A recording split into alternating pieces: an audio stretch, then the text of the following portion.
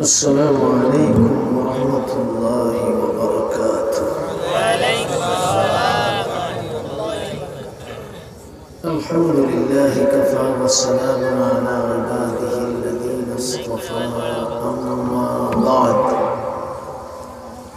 فقد قال الله تبارك وتعالى في كلامه المجيد وفي فرقانه الحميد: أعوذ بالله من الشيطان الرجيم.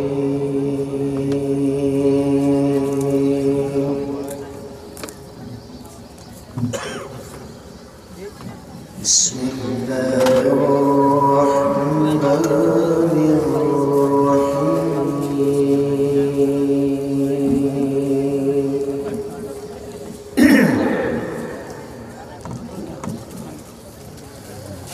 يريدون ليطفئوا نور الله بأفواههم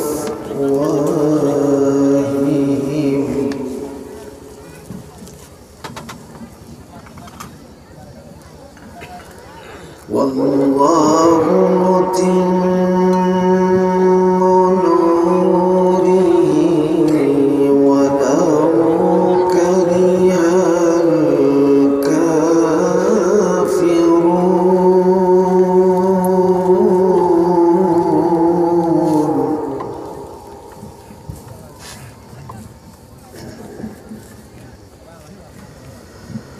هو الذي أرسل رسوله بالهدى ودين الحق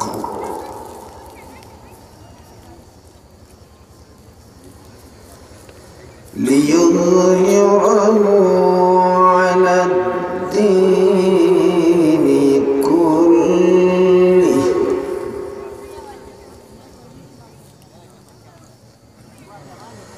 ولو كره المشركون.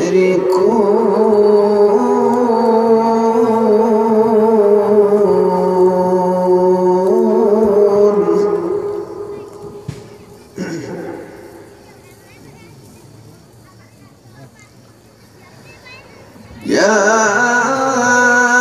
أيها الذين آمنوا هل أدلكم على تجارة تنجيكم من عذاب أليم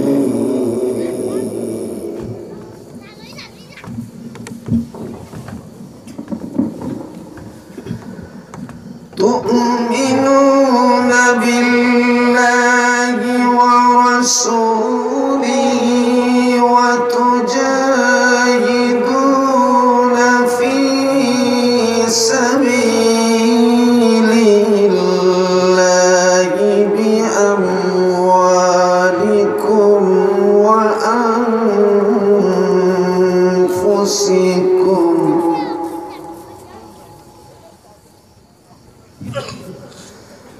ذلكم خير لكم إن كنتم تعلمون.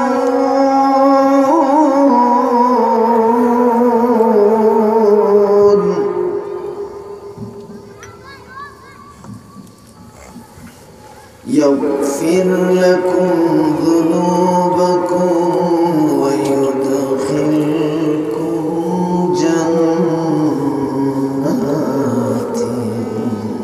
تجري من تحتها الأنهار ومساكن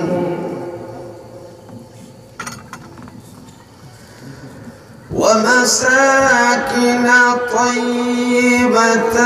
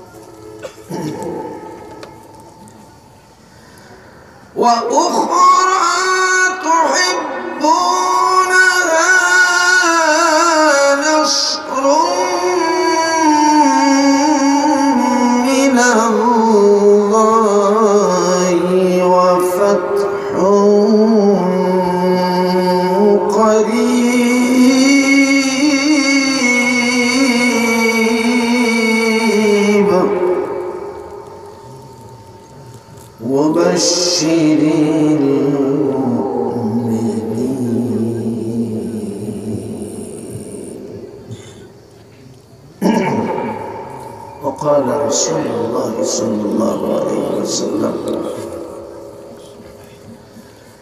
الجهاد ماض إلى يوم القيامة صلى الله على سيدنا ومولانا وعلى آله وأصحابه وسلم صلى الله على سيدنا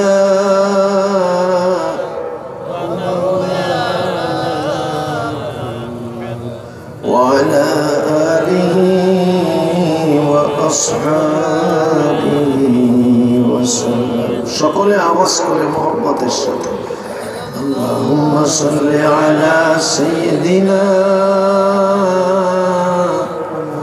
ومولانا محمد وعلى آله وأصحابه وسلم لا إله إلا الله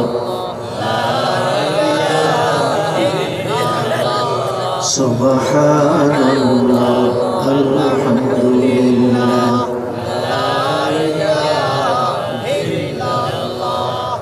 لا إله إلا الله محمد رسول الله صلى الله عليه وسلم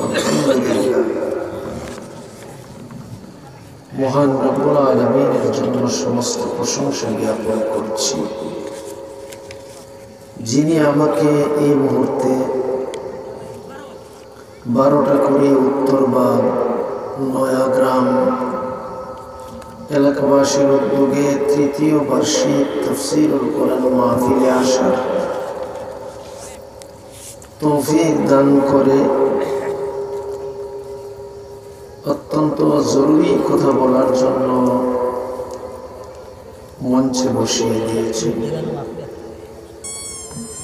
সম্মানিত আজকের এই তাফসীরুল কোরআন মাহফিলের অধ্যক্ষ সম্মানিত জনাব সভাপতি হযরতুল আল্লাম হযরত মাওলানা শাইখ আব্দুল মতিন সাহেব,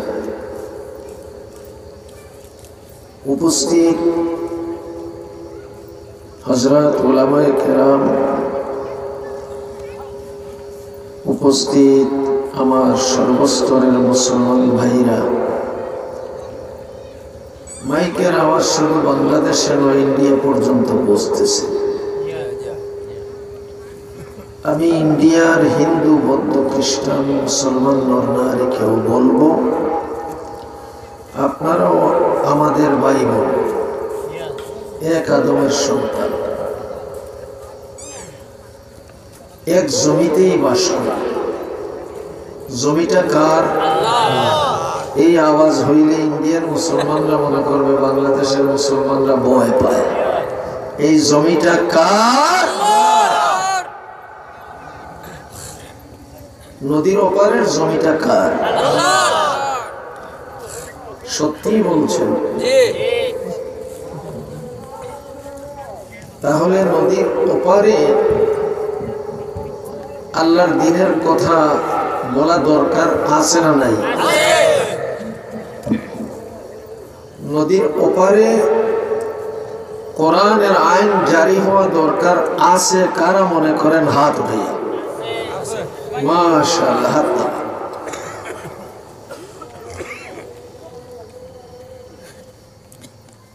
মহান রব্বুল আলামিন সারা পৃথিবীকে একটা রাষ্ট্র হিসেবে বানিয়েছেন, যেটা বলুন সুবহানাল্লাহ। আর ভাগ ভাগ করে নিয়েছি, আপনি আমি মারামারি করে, চেয়ারও দখল করেছি মারামারি করে। কথা ঠিক না বেঠিক?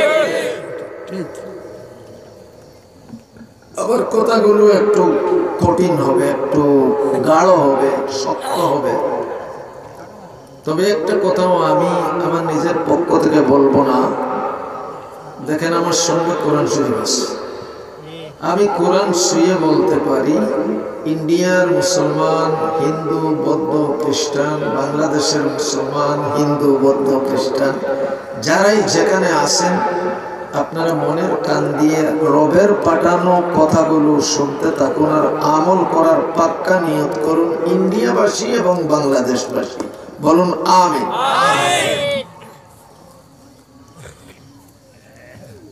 আজ নয়, আজ থেকে ১৫০০ বছর আগে।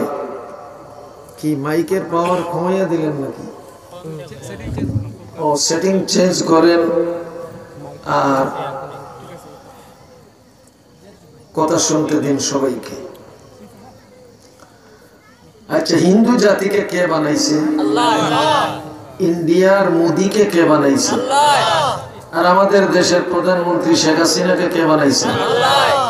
আল্লাহ বানাইছে। তো আমাদের দেশে হইল মেয়েলোক প্রধানমন্ত্রী, আর ইন্ডিয়া হইল হিন্দু মোদি সরকার। কথা ঠিক না বেটি? সবাই আমরা আল্লাহর বান্দা আর বান্দি। আমি কাহারও বিরুদ্ধে বলা জানি না, আমি কোরআনের পক্ষে বলি। আর এতে যদি কাহারও গায়ে আঘাত লাগে, এই জন্য আমি মাফ চাই না, বরং উল্টা মাফ চাইতে হবে যার গায়ে আঘাত লাগছে। উনি মাফ চাইতে হবে কার দরবারে? আল্লাহর দরবারে। আসুন আলোচনা শুরু করা যাক। মহান রব্বুল আলামিন এই পৃথিবীটাকে আপনার আমার জন্য সাজান নাই, সাজাইছেন আল্লাহর কোরআন নবীর সুন্নাহ মতে চলবে যারা, তাদের জন্য। জোরে বলুন সুবহানাল্লাহ।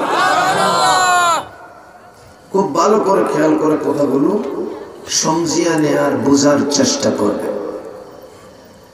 কিন্তু আমরা দেখতে পাই বর্তমান সারা বিশ্বের সবচেয়ে বড় রাজার বাদশার নাম হইল মিস্টার ডোনাল্ড ট্রাম্প। কথা ঠিক না বেটা? আমেরিকা সরকারকে সবাই ভয় পায়, এরপরে ব্রিটেনের সরকারকে ভয় পায়, এরপরে চায়না সরকারকে ভয় পায়, আর এরপরে মনে হয় ৪ নম্বরে মোদী সরকারকে ভয় পায়। ক্রমান্বয়ে ফ্রান্স, জার্মান, জাপান, এইভাবেই আমাদের মনের মধ্যে আছে। মানুষরা ভয় পায় ১ নম্বরে আমেরিকা সরকারকে, এখন আর রাশিয়া সরকারকে ভয় পায় না। কারণ রাশিয়া সরকার তার বেটাগিরি দেখাইছিল আফগানিস্তানের বুকে, আর আফগানের মুসলমানরা তারে মারতে মারতে আটটি গুটি বাঙ্গিয়া চোর মার করে দিয়ে ছিন্ন ভিন্ন করে দিয়েছে। জোরে বলুন সুবহানাল্লাহ। লড়াই হয়েছে 18 বছর। কত বছর? 18 বছর পরে ইসলামী হুকুমত কায়েম হয়েছিল। পাক্কা 30 পারা কোরআনের হুকুমত 5 বছর চলছিল। এই সুবহানাল্লাহ, আল্লাহ খুশি হবেন না? আমি একটু জোরে সুরে বলাচ্ছি আপনাদেরকে, আপনাদের শরীর একটু গরম হওয়ার জন্য। মাটিতে বসছেন আর কারিসার তো আরামের বিছানায় বসছেন। কথা ঠিক না বেটি? যে কথাগুলো বলবো এটা কোরআনের কথা, এটা সকলের জন্য জরুরি। কিন্তু এই সমস্ত ওয়াজ আজকাল করা হয় না, নিষেধ আছে। তবে আমি কোরআন হাতে নিয়েছি, যেহেতু কোরআনের ফেরি করে চলি দেশে বিদেশে বহু জায়গায়। আর এই কথা বলি যে আমি কোরআনের শুরু থেকে শেষ পর্যন্ত যে কোনো অংশ থেকে তেলাওয়াত করতে পারবো, আর বয়ানও করতে পারবো, আমলও করতে পারবো। পৃথিবীর কেউ বাধা দেওয়ার শক্তি রাখে না। কথা ঠিক না বেটে? কোরআন এটা কার কিতাব? আল্লাহর কিতাব। জমিটা কার? আল্লাহ। বাতাসটা কার? আল্লাহ। মানুষ সৃষ্টি করেছেন কে? আল্লাহ। বুদ্ধি দিয়েছেন কে? আল্লাহ। চেয়ার দিয়েছেন কে? আল্লাহ। বসাইছেন কে? আল্লাহ। আবার নামাইতে পারেন কে? আল্লাহ। আপনারা মনে করতে পারেন রাজনীতি বয়ান মনে হয় শুরু হয়ে গেল শেখ মুজিবের ভাষণ। আমি বলবো শেখ মুজিবের ভাষণ নয়, এটা নবী মুহাম্মদুর রাসূলুল্লাহ সাল্লাল্লাহু আলাইহি ওয়াসাল্লামের ভাষণ। জোরে বলুন সুবহানাল্লাহ।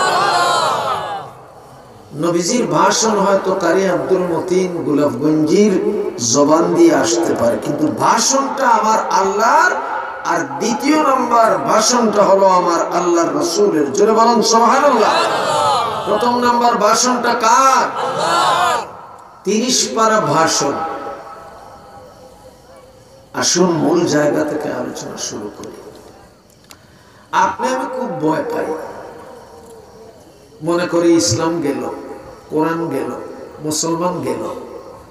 আরে মুসলমান যারা যাচ্ছে তারা এখনো যদি দাঁড়িয়ে যায় দাঁড়ানোর মতো, আর যদি হাত তুলে দোয়া করে, তাহলে কোনো কামান বন্দুকের প্রয়োজন হবে না, আসমান থেকে বন্দুকধারীরা নেমে যাবে। জোরে বলুন সুবহানাল্লাহ।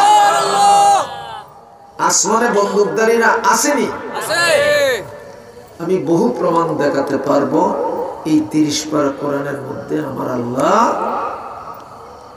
বদর নামের যুদ্ধে, ইসলামের সর্বপ্রথম যুদ্ধ, তখন মুসলমান একেবারেই কম, মাত্র 313 জন মুসলমান। কতজন? 313 জন মুসলমান যুদ্ধের ময়দানে হাজির হলেন, আর নবীজি হলেন তাদের কমান্ডার। হুজুর কমান্ডার? আমি বলবো শুধু কমান্ডার নয়, আমার নবী জেনারেল, চিফ কমান্ডার। জোরে বলুন সুবহানাল্লাহ। কমান্ডারদের ও কমান্ডার। পৃথিবীর বুকে মানুষ যখন নিজের দায়িত্ব ভুলে যায়, তো আল্লাহ পাক কান ধরে তাকে নিচে নামাইয়া দেয়, আর যখন তার দায়িত্ব বুঝে সামনে অগ্রসর হইতে থাকে, তখন আল্লাহ তার কান ধরিয়া উপরে উঠায়, আর ঠ্যাং ধরিয়া জমিনের মানুষ টানিয়া জমিনে নামাইতে পারে না। জোরে বলুন সুবহানাল্লাহ।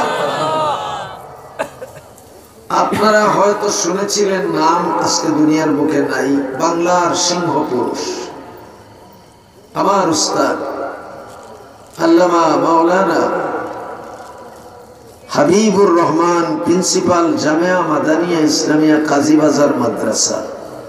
যখন ইসলামের দুশ্মন তাসলিমা নাসরিন আল্লাহর নবীর উপরে আছর মেরেছিল, লিখার মাধ্যমে আল্লাহর উপরে আছর মেরেছিল, তখন তিনি 24 ঘন্টার আলটিমেটাম দিয়েছিলেন, আর বলছিলেন, হে তাসলিমা, তুমি হয়তো দেশ ছাড়বে, নয়তো দেশে থাকলে টুকরা টুকরা করে দেওয়া হবে তোমার লাশকে। আল্লাহু আকবার।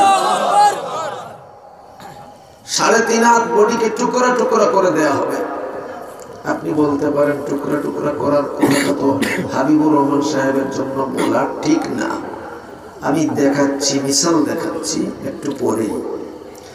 আমার আল্লাহ বলেন, ফাজরিবু ফাওকাল আনাক ওয়াজরিবু মিনহুম কুল্লা বানান। জোরে বলুন সুবহানাল্লাহ। এটা তো হাবিবুর রহমান সাহেবের কথা না, এটা তো কোরআনের হুকুম। আল্লাহ বলেন, একসঙ্গে আঘাত করো। হুজুর, তাফসীরুল কোরআনের মাহফিলে আপনি আঘাতের কথা বলছেন। আমি বলবো, এই মুহূর্তে আঘাতের কথা বলা সবচেয়ে বড় ইবাদতের কাজ, আর আমল করাও সবচেয়ে বড় ইবাদতের কাজ। দুশমন যখন আপনার বাড়িতে হামলা করে, আপনার জমিটা, আপনার বাড়িটা দখল করে নেওয়ার জন্য চেষ্টায় লিপ্ত থাকে, আপনি কি চুরি করে করে খেতা উড়িয়া ঘুমাইয়া থাকেন, না লাঠি সোটা নিয়ে বাইরে হয়ে যান? এটা তো আপনার বাড়ি না। আপনি তো মৃত্যুবরণ করলে কবরে চলে যাবেন, কবরে চলে যাবেন, মাটির নিচে চলে যাবেন, আপনার বাড়ি হইল কেমনে? আপনি কয়েকদিন থাকার জন্য অধিকার পেয়েছেন, এই জন্য লাঠি সোটা হাতে নিয়ে আপনি যারা দুশ্মনী করতে আসছে তাদের মাথায় আঘাত করছেন, পায়ে আঘাত করছেন, হাতে আঘাত করছেন, বুকে আঘাত করছেন। কথা ঠিক না বেঠিক? আর যে কোরআন আপনাকে হুকুম দিচ্ছে জাহান্নামের আগুন থেকে মুক্তি পাওয়ার একমাত্র রাস্তা হলো যখন কোন মুসলমান আক্রান্ত হবে, কোন মুসলমান দেশ আক্রান্ত হবে, তখন জালিম শাহের পাল্টা করে দুনিয়া ছেড়ে চলে গেলে তোমার জন্য জান্নাতের 8 দরজা খোলা। এই ওয়াজ মনে হয় আর শুনেন নাই। জকিগঞ্জে কত জায়গায় যে আমি এই ওয়াজ করেছি, আর ছোট্টকাল থেকে এই ওয়াজ বেশি করি। কারণ উলামা হযরতদের মধ্যে কেউ শুধু নামাজ নিয়ে একেবারে জান্নাতের ভিতরে, আর কেউ রোজা নিয়ে একেবারে দারুস সালামে। কিন্তু বলেন তো, এই দুনিয়ায় শান্তিতে যদি নামাজ না আদায় করা যায়, শান্তিতে যদি রোজা না আদায় করা যায়, নবীজির সম্পূর্ণ জীবন আদর্শ যদি মানা না যায়, তাহলে শুধু নামাজ পড়ে জান্নাতে যাওয়া যাবে? বলেন না। আমরা ধারণা দিয়েছি মানুষকে নামাজ পড়লেই জান্নাতে যাওয়া যাবে। আরে বাবা, শুধু নামাজ আদায় করলে জান্নাতে যাওয়া বড় কঠিন। কারণ আমার নবীর সুন্নত 30 পারা কোরআনের আমল করে জান্নাতে যাইতে হবে। কথা ঠিক না বেঠে? বড় কঠিন প্রশ্ন। আমার নবীজি প্রয়োজনের নামাজ পড়ছেন যুদ্ধের ময়দানে, মসজিদে নয়। আল্লাহু আকবার। আপনি আমি কোনোদিন যুদ্ধের ময়দানে নামাজ পড়ছিনি? পড়ার শখ আসেনি?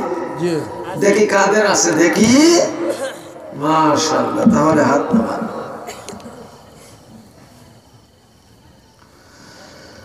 আল্লাহর নবী মুহাম্মদুর রাসূলুল্লাহ সাল্লাল্লাহু আলাইহি ওয়াসাল্লামের সুন্নাত শুধু নয়, আমার আল্লাহর হুকুম।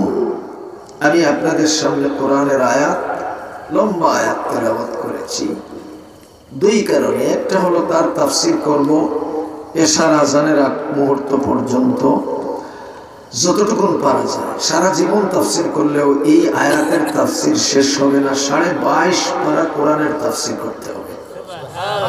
কত পারা? 22.5 পারা।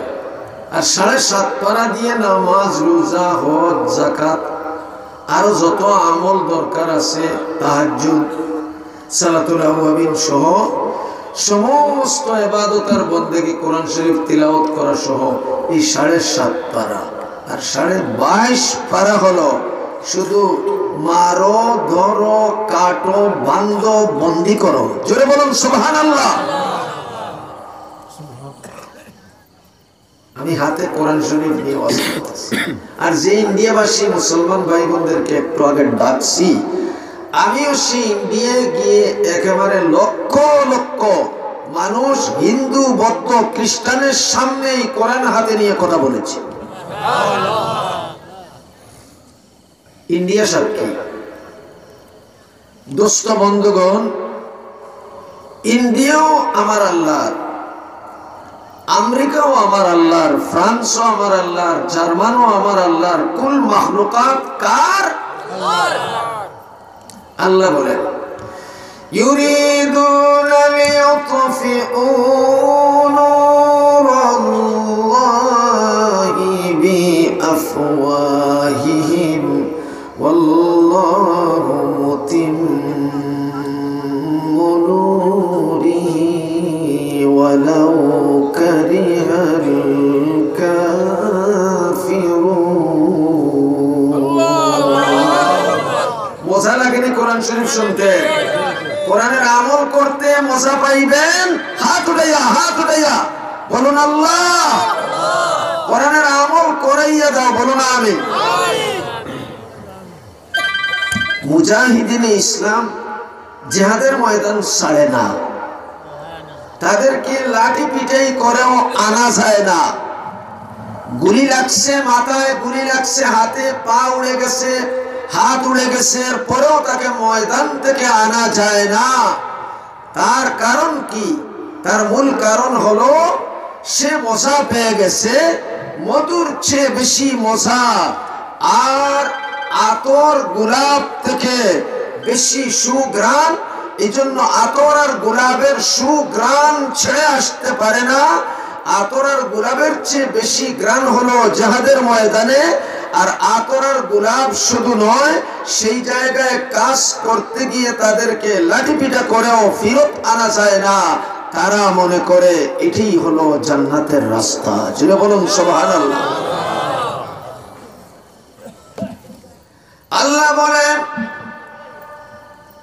এক গ্রুপ বান্দা বান্দি মাথায় কাপড় বেঁধে কোমরে কাপড় পেঁচিয়ে আমি আল্লাহর দ্বীনের বাতি মুখের ফুৎকার দিয়ে নিভাইয়া দিতে চায়।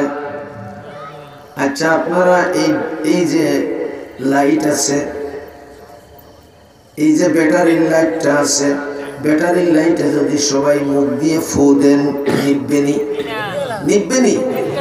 তার একটা বটম আছে, কথা ঠিক না বেঠিক? বটমটা আগে দিবেন অথবা পিছে নিবেন, পিছে নিলেই সে অটোমেটিকলি বন্ধ হয়ে যাবে, কথা ঠিক না বেঠিক? আচ্ছা, কোরআনের বটমটা কার হাতে আছে? জোরে বলবেন, কার হাতে?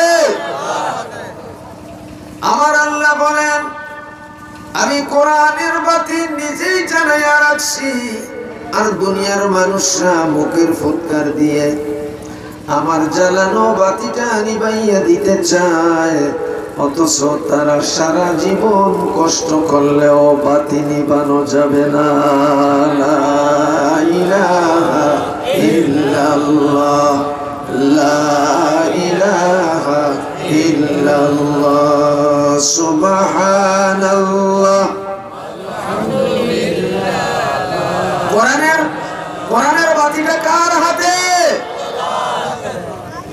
কোরআনের বাতি আল্লাহর হাতে, চুইস আল্লাহর কাছে। এবার যদি কোরআনের বাতি নিভাইতে হয়, তাহলে আকাশের রবের হাতে আঘাত করতে হবে, কথা ঠিক না বেঠিক?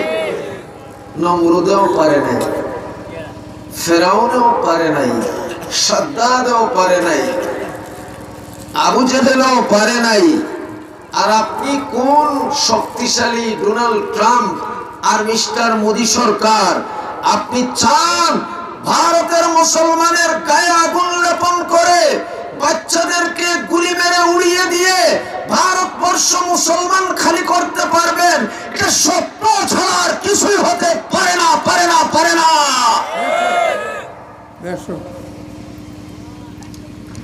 ভারতে এখনো কোটি কোটি মুসলমান রয়েছে, বাংলাদেশে মুসলমান রয়েছে, সারা পৃথিবীতে মুসলমান রয়েছে। শুধু রাস্তায় নেমে আসলে তোমাদের মতো শয়তানদের ভাগ্যে যাওয়ার রাস্তা থাকবে না, কথা ঠিক না বেঠিক? আপনারা ভয় পাচ্ছেন? একটু একটু মনে হয় পাচ্ছেন। আপনি বলতে পারেন, হুজুর এই ধরনের কথা বললে আমাদের সরকার থেকেও তো কোনো বাধা আসতে পারে। আমি বলবো, কোরআনের আওয়াজ করতে পৃথিবীর কোন শক্তি বাধা দিতে চাইলেও বাধা মানবো না। হাত উঠাইয়া, হাত উঠাইয়া বাধা মানবো। হাত কাছে বলুন, বাধা মানবো না। কেন? এটা কার হুকুম?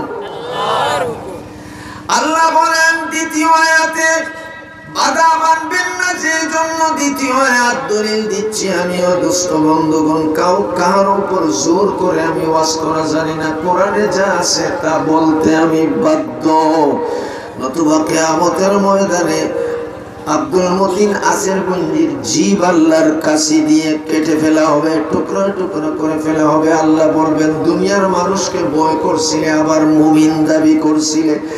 আমি আল্লাহ বলছিলাম, ইন্নামাল মুমিনুনা আল্লাযীনা ইযা যুকিরাল্লাহু ওয়াজিলাত কুলুবুহুম।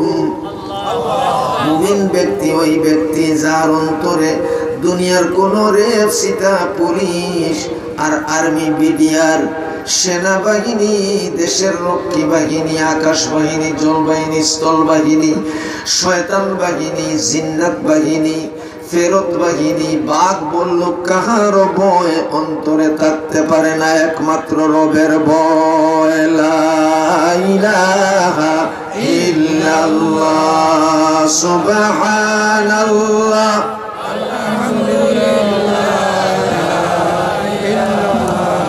বাঘ যদি সামনে আসিয়া যায়, বাঘ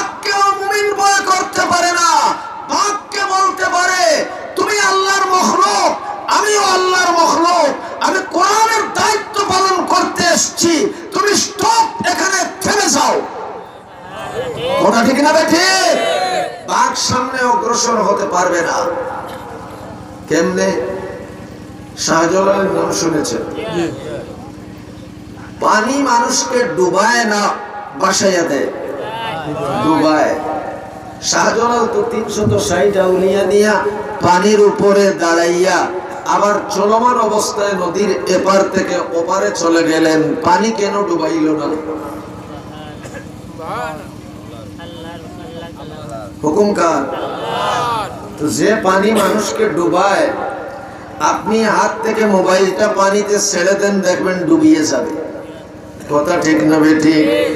শাহজালাল এমন ঈমান নিয়ে, এমন মুমিন অবস্থায় পানিকে হুকুম করছিলেন আর বলছিলেন, ও সুরমা নদীর পানি, এই সুরমা নদীর পানিকে, হ্যাঁ সুরমা নদীর পানি, নদীর এপার থেকে ওপারে যাওয়ার মতো কোনো সাকুয়ামা আমি দেখছি না, কোনো ব্রিজ দেখছি না, কোনো ফুল দেখছি না, কোনো হাকম দেখছি না, নৌকাও নাই, জাহাজও নাই, স্টিমার নাই, কিছুই নাই, বিমান নাই, রকেট নাই। কেমনে আমি নদীর এপার থেকে ওপারে যাব?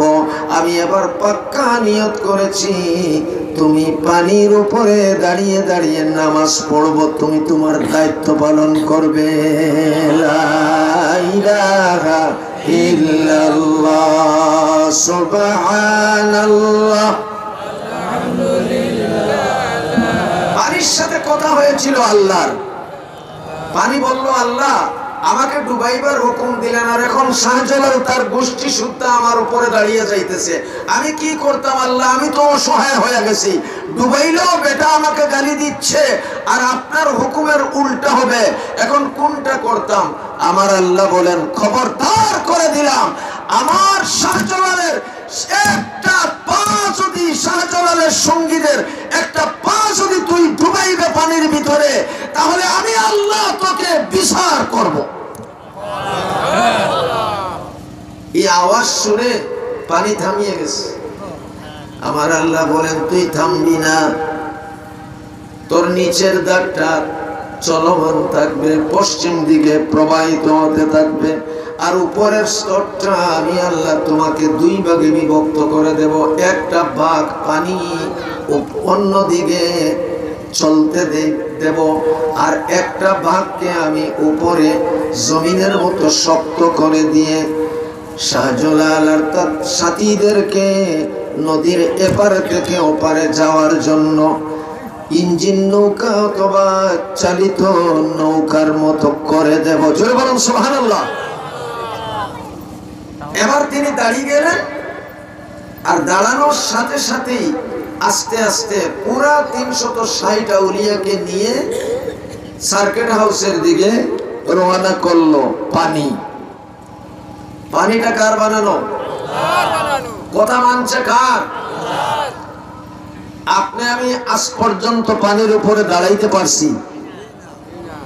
শাহজালালের মতো ঈমান যদি এই মুহূর্তে আপনারও হয়, আমারও হয়, তাহলে নির্দ্বিধায় আমি বলে দিলাম, কোরআন শুয়ে আপনি গিয়ে দাঁড়ান, আপনি নদী পাড়ি দিতে পারবেন, কোনো অসুবিধা হবে না।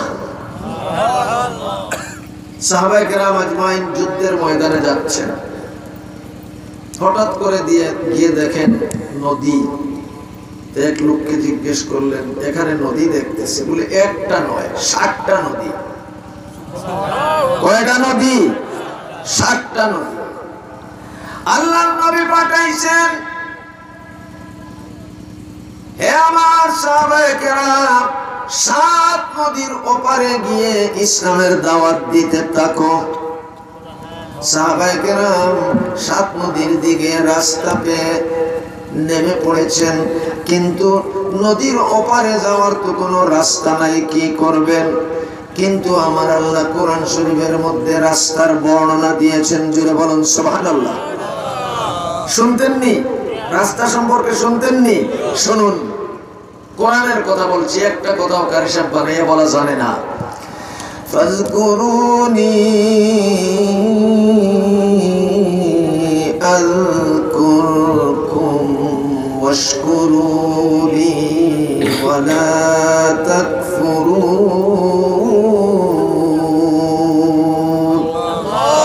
ইয়া আইয়ুহাল্লাযীনা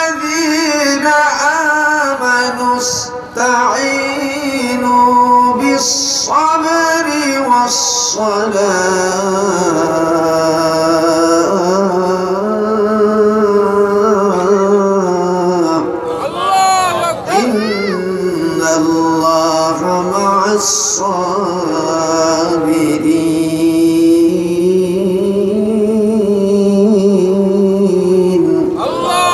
আমার আল্লাহ বলেন বেশি বেশি করে জিকির করো তোমরা জিকির করলে আমিও তোমাদের জিকির করব, তোমরা আমাকে স্মরণ করবে আর আমিও তোমাদের কথা স্মরণ করব। জোরে বলুন সুবহানাল্লাহ।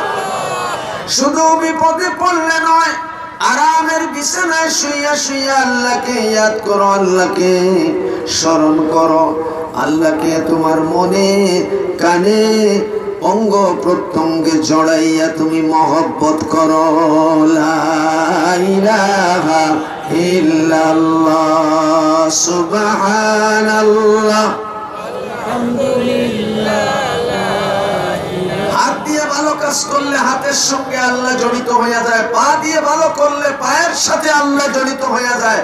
দেখেন পায়ের মধ্যে 5টা আঙ্গুল আছে, এখানে আল্লাহ লেখা আছে। বাম দিকে 5টা আঙ্গুল আছে, এখানেও আল্লাহ লেখা আছে। হাতের মধ্যে 5টা আঙ্গুল আছে, এখানে আল্লাহ লেখা আছে। এই যে 5টা আঙ্গুল আছে আল্লাহ লেখা আছে।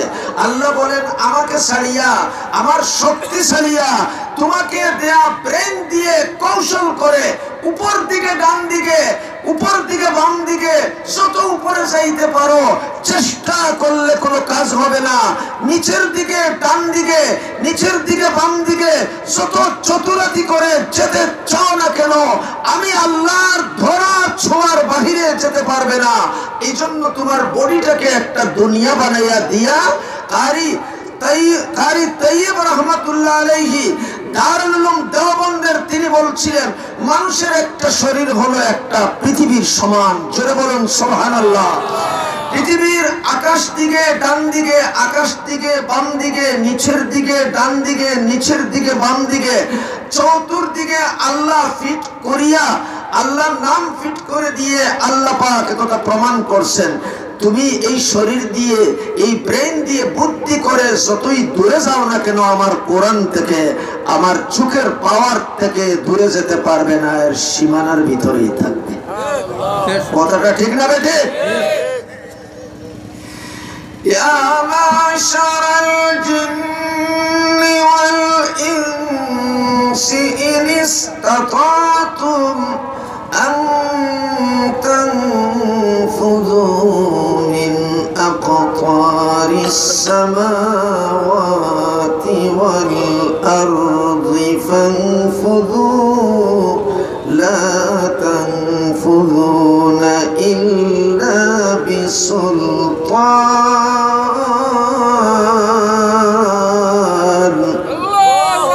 فبأي آلاء ربكما تكذبان। জোরে বলুন সুবহানাল্লাহ। আমার আল্লাহ বলেন হে জিন্নাত আর ইনসান জাতি, চতুরাতি করে তোমরা গুনাহ করো, চতুরাতি করে ফাঁকি দিয়ে দিয়ে গুনাহ করো, আমার কোরআনের উল্টা করো, আমার নবীর সুন্নাহের উল্টা করো। আমি তোমাদেরকে ইজাজত দিলাম তোমরা বাহিরে গিয়ে করো, কিন্তু আমার বানানো সৃষ্টি জগতের ভিতরে করতে পারবে না, আমার নিষেধ রয়েছে। এখন যদি সে বাহিরে যাওয়ার নিয়ত করে, শরীরটা কার দেয়া?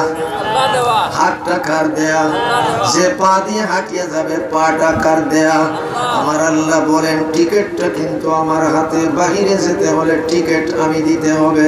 আমি তোমার মতো জালিমকে কখনো বাহিরে যাওয়ার টিকিট দেব না।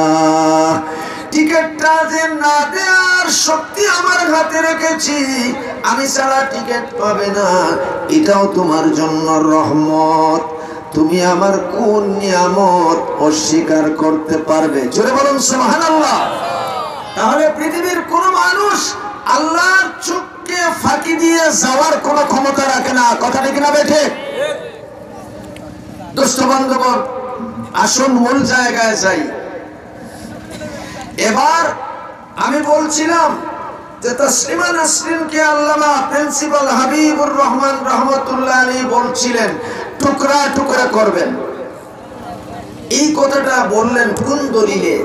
আমি দলিল দিয়েছি আপনাদের সামনে, ফাজরিবু ফাওকাল আনাক ওয়াজরিবু মিনহুম কুল্লা বানান। জোরে বলেন সুবহানাল্লাহ।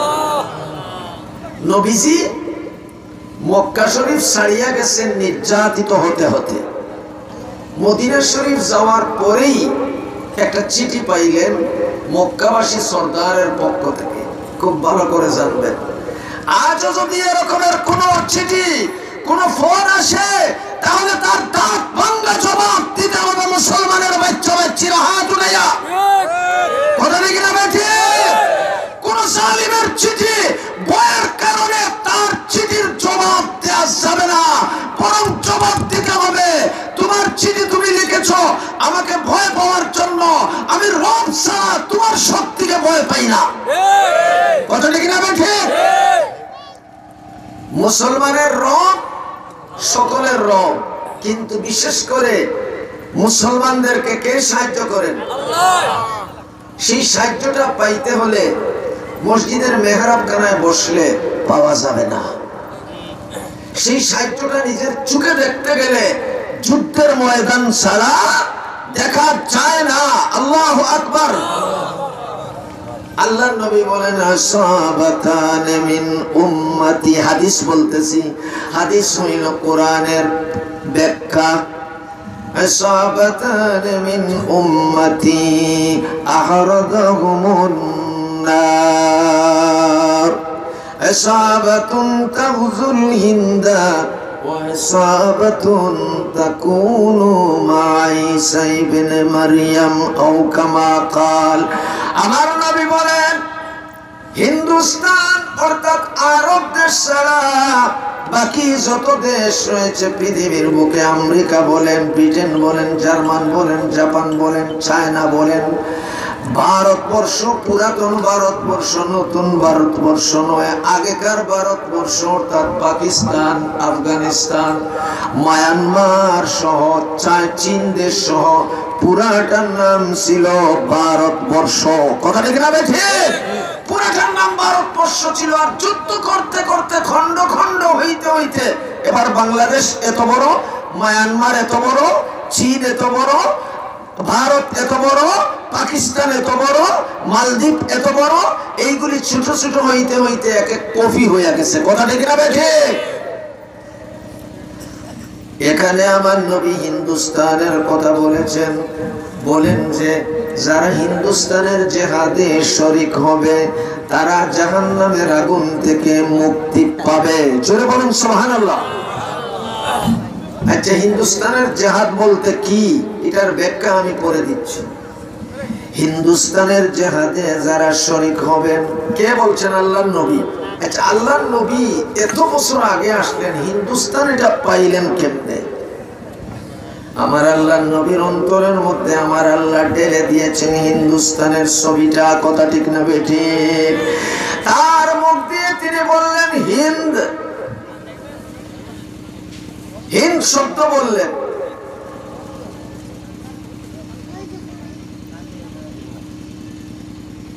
যে হিন্দুস্তান টুকরা টুকরা হয়ে গেছে, ওই হিন্দুস্তানের একটা টুকরা বাংলাদেশ, একটা টুকরা পাকিস্তান, একটা টুকরা আফগানিস্তান, একটা টুকরা কাশ্মীর, একটা টুকরা মহাভারতের 8টি রাজ্য। কথা ঠিক না বেঠিক? এইভাবে মায়ানমার অর্থাৎ যেখানের মুসলমান 3 লক্ষ মুসলমান বাংলাদেশে বর্তমানে বাস করতেছে, তাদের বাড়িঘর জ্বালিয়ে পুড়িয়ে ছাই করে দিয়ে বাংলাদেশে ঠেলে দিয়েছে ওই সমস্ত রাখাইনওয়ালা, ওই সমস্ত বৌদ্ধ আর খ্রিস্টানেরা। কথা ঠিক না বেঠি?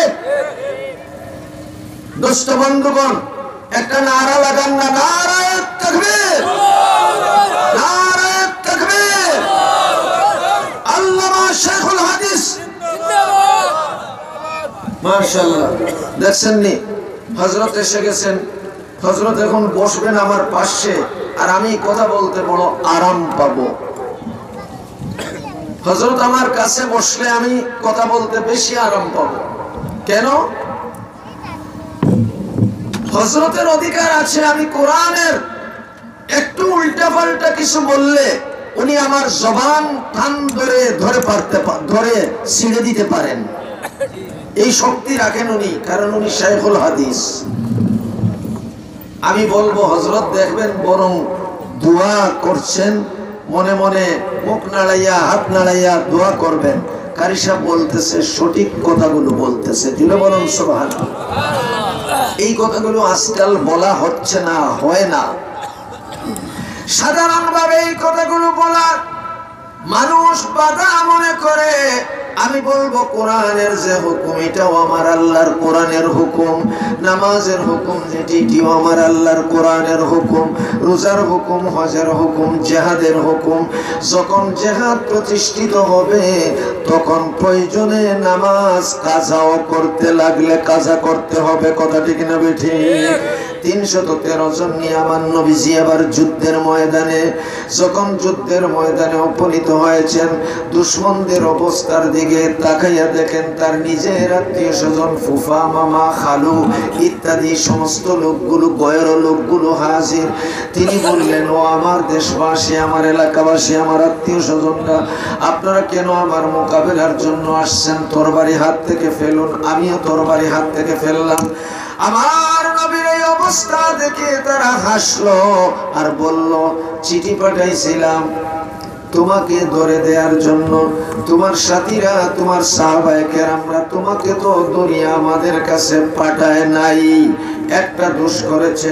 আমার নবী বলেন, না না, এটা দোষ করে না, এটা গুণ করেছে। জোরে বলুন সুবহানাল্লাহ।